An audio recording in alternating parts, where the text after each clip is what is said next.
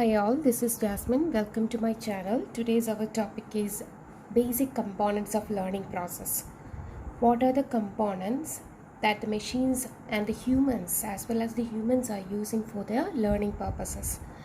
The learning process, whether by a human or a machine, can be divided into four components. First one is data storage, second one is abstraction, third one is generalization, and the fourth one is evaluation. So whatever the things that the human or the machines are studying, they are storing it in the memory, right? So in the data are storing in a data storage. If it is a human being, it's in the memory.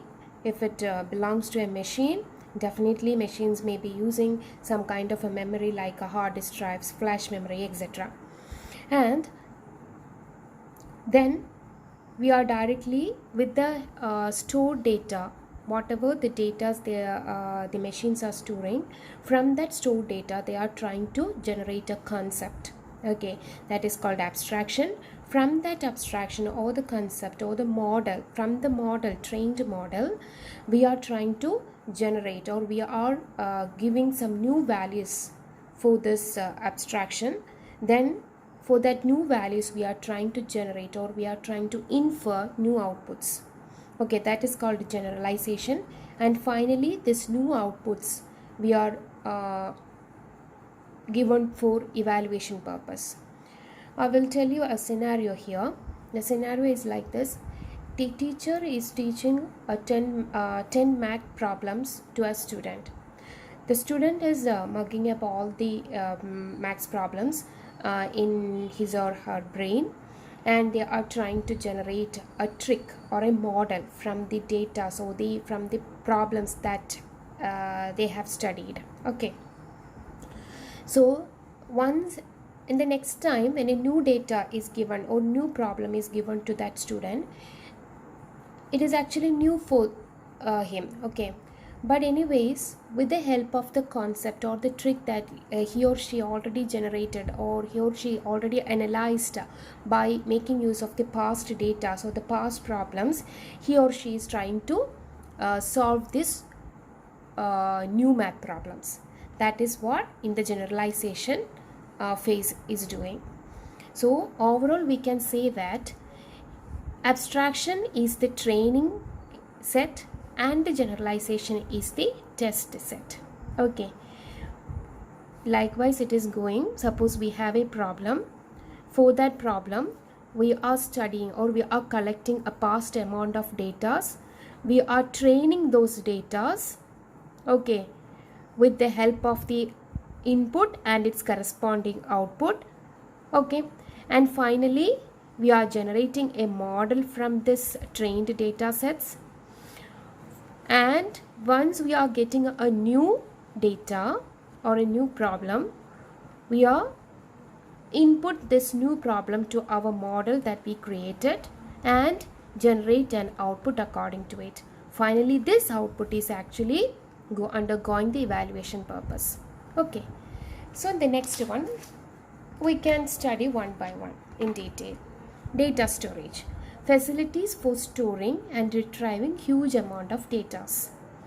Humans and computers alike utilizes data storage as a foundation for advanced reasoning. That means both humans and computers are making use of the memory. Okay, in a human being, how the data are retrieving? With the help of some electrochemical signals, we are retrieving the data from our brain. Likewise, in the case of a computer, computers use hard disk drives, flash memory, random access memory, and similar devices to store the data, and with the help of some cables and some other technologies, we are trying to retrieve the data. Next one is abstraction. And the second content is abstraction.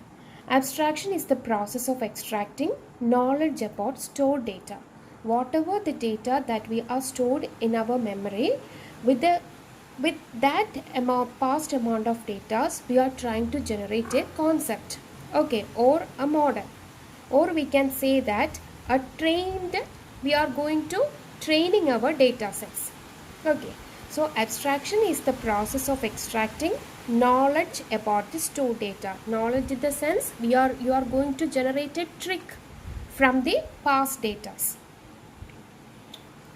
Next, creating general concepts about the data as a whole.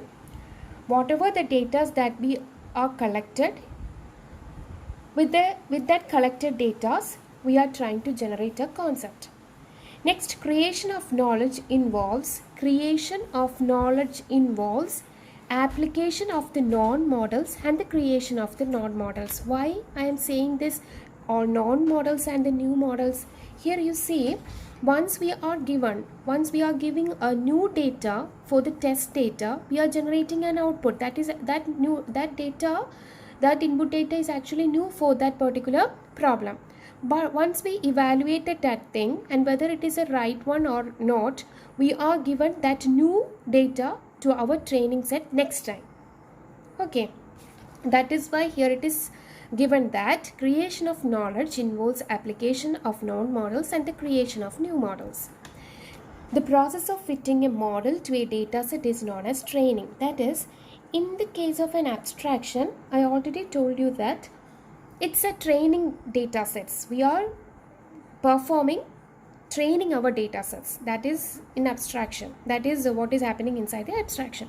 So the process of fitting a model to a dataset is known as training.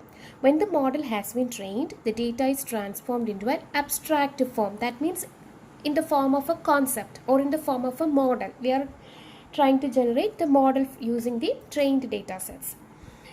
And the third one is generalization. In the generalization phase, it is normally called testing. Okay, that means we are trying to predict or infer the output for the new data. The term generalization describes the process of turning the knowledge about the stored data into a form that can be utilized for future actions. That means we already generated a model with the help of an abstraction. Okay, so in this model, in the generalization phase, we are giving a new input and producing a new output. Once we obtained a new output, we are taking that output for the evaluation process. It is the process of giving feedback to the user to measure the utility of the learned knowledge. This feedback is then utilized to effect improvements in the whole learning process. Okay, here comes the applications of machine learning. Application of machine learning methods to large database is called data mining. What is data mining? Data mining, we are making use of this machine learning methods in the large database in order to dig up some kind of some concept or from some data from the very large database. That is actually called data mining. So we are using this machine learning methods in the retail business in order to study the customer behavior. Okay, so in retail business, in finance also we are using this. Actually in banks, in order to in order to predict the fraud detections and stock market credit applications, etc. We are using all these things in the machine learning applications, machine learning methods in the finance also. And the third one is in manufacturing, learning models are used for optimization, control and troubleshooting. And in medical field also we are making use of this machine learning purpose in order to classify whether that, for example, a mass, whether this mass belongs to cancerous one or non-cancerous one. For that purpose we can use machine learning. And next is machine learning methods are applied in the design of computer control vehicles. I already give this lecture in the first video, that is automatic car. That is actually what is telling here also. Next one is machine learning methods have been used to develop programmers for playing games. That means a chess machine is there. That machine actually plays like a human being. Okay, so this in the chess machine also, and a backgammon and go, in all such type of playing machines, we actually developed that type of machines by making use of the machine learning applications, machine learning methods. Okay, so this is all about the components and the applications of machine learning. Next we need to study about the general classes of machine learning. General classes of machine learning. We can divide the machine learning methods or machine learning problems. Learning process or methods can be divided into three.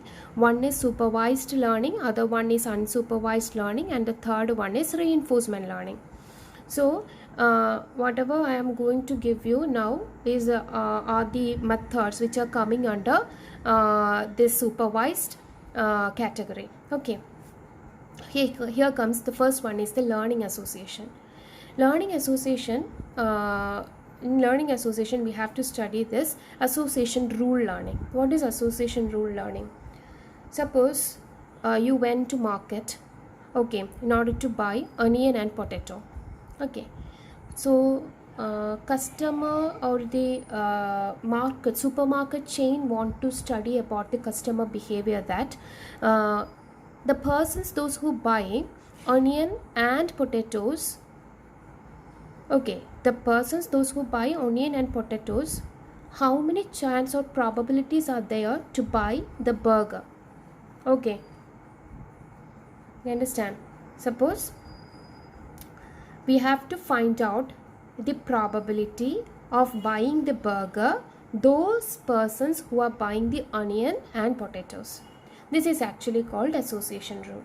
So association rule learning is a machine learning method for discovering interesting relations. That means we are going to predict whether he or she will buy the hamburger, called association rules, between the variables in the large databases. Okay, using some measure of interestingness. I will tell you the examples. Once I tell you the examples, you will clear the point. Example, consider a supermarket chain. The management of the chain is interested in knowing whether there are any patterns in the purchase of products by customers like the following. That means this is what. If a customer buys onions and potatoes together, okay, not separately, together, then he or she is likely to also buy hamburger. They are actually going to calculate the probability of buying the hamburger according to the items they are purchasing, like onions and potatoes. Consider two sets, onion. So onion and potatoes are the one set, and burger is the another set. We can define an association between these two sets. Okay, we are going to infer whether they will buy the burger in the future or not. We can define an association between the two sets, that is onion and potato, and another set is called burger. Okay, this association is represented in the form onion or potato. This is the one set. If this set is used, then what is the chance of buying the another set? We are using the conditional probability. Conditional probability is nothing but it measures of how likely a customer who has bought onion and potato to buy the burger. The person, those who bought onion and potatoes, okay, what is the chance to buy the burger? Okay, in finding an association rule, suppose the rule is like this: x tends to y. Suppose this y is the product the customer may buy. That means burger comes under the category y. Okay, y is the product the customer may buy, whereas x is the product the customer already bought. Okay, so in finding an association rule between x tends to y, we are using a conditional probability here. That means conditional probability of y bar x, where y is the product the customer may buy and x is the product that customer already bought. Okay. So here I am using probability of y bar x comma d. Here I used another parameter called d. What is d? Suppose we are going to categorize the customer. For example, youngsters are more likely to buy this hamburger than the old age peoples, right? Of y bar x comma d. What is this? What is the parameter d? D is actually the customer attributes. Customer attributes means we are trying to distinguish the customers according to their gender, age, marital status, and so on. That is actually what D. So this is the association rule. So for this association rules, we are making use of different types of algorithms also.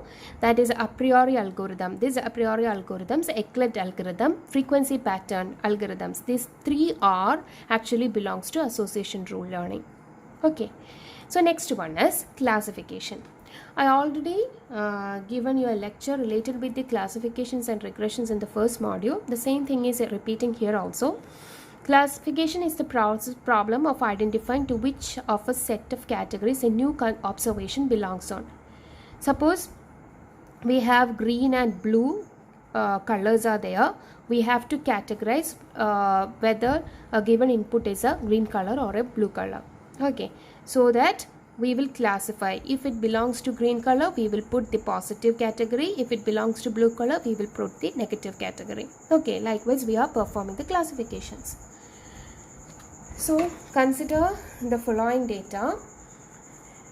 We are training the data. We are training our data sets, or we are training our model with the help of these data. These are the inputs. Score 1 and score 2 are the inputs, and also our labeled data is the result, that the output. That means we are teaching our model with the help of the input and its corresponding output. Okay, that is actually called supervised learning. So classification and regressions are coming under supervised learning.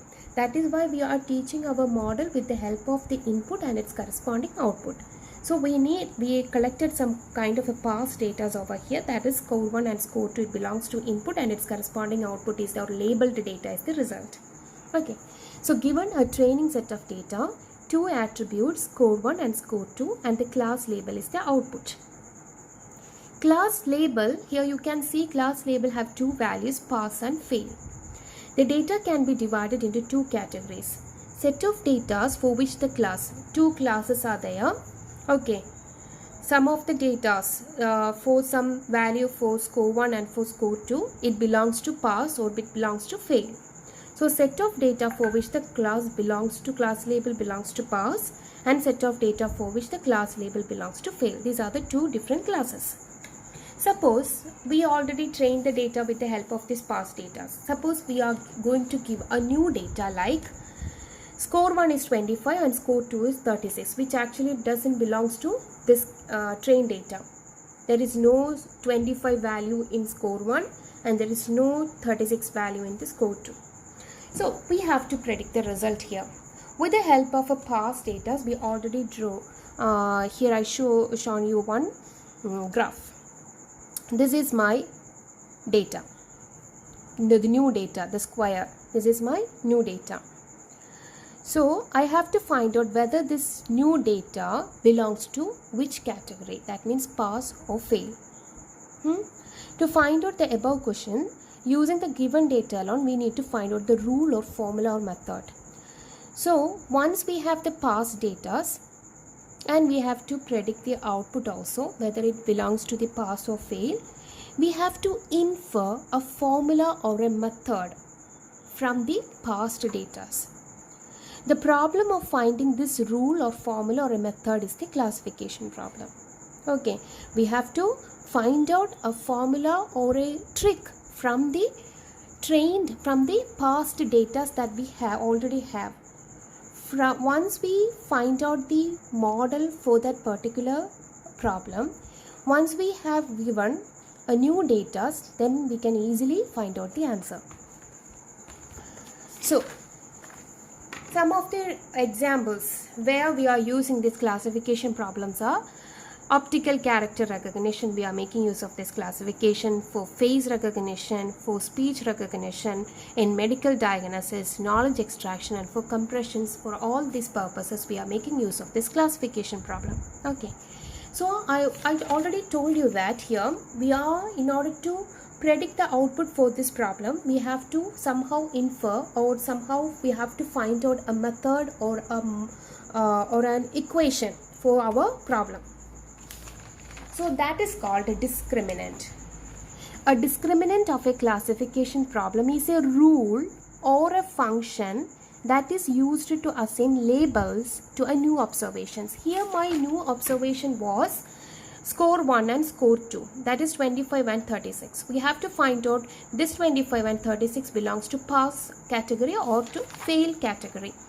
So in order to infer that, we studied our data sets and we find out a rule. That means if score 1 plus score 2 is greater than or equal to 60, then it actually belongs to pass, else fail. How I infer this rule? I inferred this rule with the help of the past data. When I analyzed all these data, when I add up all the score 1 and score 2, I got the 60 value. The persons, those who scored the addition of the score 1 and score 2, who scored more than 60 are actually belongs to pass and less than 50 belongs to fail. Thus I inferred this equation. Okay, so this is called discriminant. If score 1 plus score 2 greater than or equal to 60, then it is pass, else it is fail. Otherwise, I can say I am going to write the separate values for score 1 and score 2 without adding both.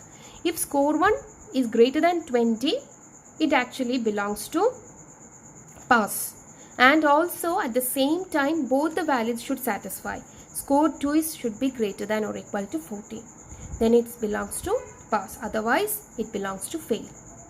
This is how I am trying to infer the rule or discriminant from the data we have provided over here. So the algorithms that we are using for their classification purposes are logistic regressions. So in the case of a learning association rule, we used a priori algorithm, Eclet and frequency pattern. Likewise, for the classification problems, we are making use of the algorithms called logistic regression, naive Bayes algorithm, KNN, K nearest neighbor algorithm, decision tree algorithm, support vector machine algorithm, and random forest algorithm. These algorithms we will study in our coming modules. Here it's given the definitions of the classification problem. Actually, the classification problems is always results as the discrete values, either 0 or 1. That means either it belongs to the positive classes or it belongs to the negative classes. That means always it outputs the binary forms only. Okay, zeros or ones. That is discrete input variable, means discrete output variables. And here comes the regression. Regression problem is the problem of predicting the value of a numeric variable based on the observed values of the variable. What is the main difference between the classification and regression? Classifications are giving us the outputs like zeros and ones, that means in positive or negative classes, whereas the regressions are going to give you the numeric variables or the integer variable, floating point variable. Such outputs are getting from the regression problems. So regression problem is the problem of predicting the value of a numeric variable based on observed values of the variable. Okay, the value of the output variable may be a number. Okay, always the value of an output variable will be the number, such as an integer or a floating point value. Here it is given an example over here. We are going to find out the price of the car. The price of the car is already, we are collecting the past data and some attributes are here. Price of the car, age of the car, how many distances traveled, and what is the weight of the car. This much information I gathered over here, and with the help of this past data I am going to infer the new output with the for the new input. We are required to estimate the price of a car aged 25 years. Okay, what is the age of the car? 25 years. How many distance it traveled? 53,240 kilometers it traveled. And what is the weight? 1,200 pounds, which is not actually given in the data sets. Okay, that is actually the new data. So how I will infer the value? This is an example of a regression problem because we have to predict the value of a numeric variable price. We have to predict the value attribute called price. Suppose x denote the set of input variables. Whatever the input variables I am going to give to them, that is the x. That means input is 25 years. Age of the car is an input attribute. Kilometer it traveled is an input attribute, and the weight is an input attribute. And what we have to predict? We have to predict the price. General approach to regression is to assume a model, okay, with the help of some mathematical approach. By analyzing the past data, we have to infer some mathematical relations between x and y. Okay, that is y is equal to f of x comma theta. That is f of x comma theta. That is a function. We are trying to find out an equation or a function. Okay, for this, in order to predict the price value. For that, y is the output that we need, and we are giving the input as the sum of x as the input attributes, and also some parameter called theta into the function or into the equation. So we have to give two values into the equation or the function in order to predict the value of the price, that is x values and theta values. Theta is the some kind of a parameter. Okay, so my aim is to this function f of x comma theta is called the regression function. Okay, with the help of this regression function I am going to predict the value of a price. Next, what is the aim? Estimates the values of the dependent variable y. Y is actually depends upon this input variables, are as close as possible to the correct values given in the training set. This values y should be that value that is close to the trained data. Example, y is equal to f of x comma t. The equation price value I am going to compute is a0 plus a1 into age plus a2 into distance plus a3 into weight. a0, a1, a2, a3 are actually the parameters that I mentioned over there, that is theta parameters, plus age, distance, weight are the x input variables. Okay, so I will tell you how this equation came. So next one is, we have different types of regressions: simple linear regression, multivariate linear regression, polynomial regression, logistic regression. Each have their own equations. Simple linear equation means just the equation of a line, that is y is equal to a plus bx. That's a simple regression. We can say that it is a simple hypothesis. Then multivariate linear regression, whose equation is a0 plus a1 into x1 plus etc. up to an into xn, which I used here in order to get the output of for the price. Okay, in order to calculate the price value, I used here the multivariate linear regression.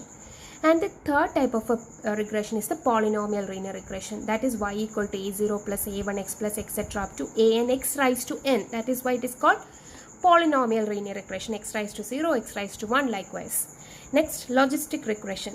We are trying to find out the output according to the probability. Which linear regress or which regressions we have to use in order to solve our problem, it actually depends on the three factors. Okay, the number and type of independent variables. How many independent variables are there? That means how many attributes are there. According to that attributes, we are going to select according to how many number of attributes are there, we are going to select the regression type. Another factor is type of dependent variable. What type of dependent variable? It's a price type. It also plays a vital role for selecting the regression type. Another one is the shape of a regression line.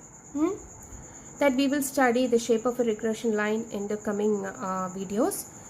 So likewise, depending upon these three factors, we are selecting the different regressions in order to predict the output for our new input value. Okay, otherwise we can say that in order to find out a model, we are making use of all these three parameters. Okay, this is all about our learning classes, general classes of machine learning problems. Okay, anyways, I will provide you the note in the description box after 2-3 videos. Next time I will come up with another video. Till then, thank you and bye.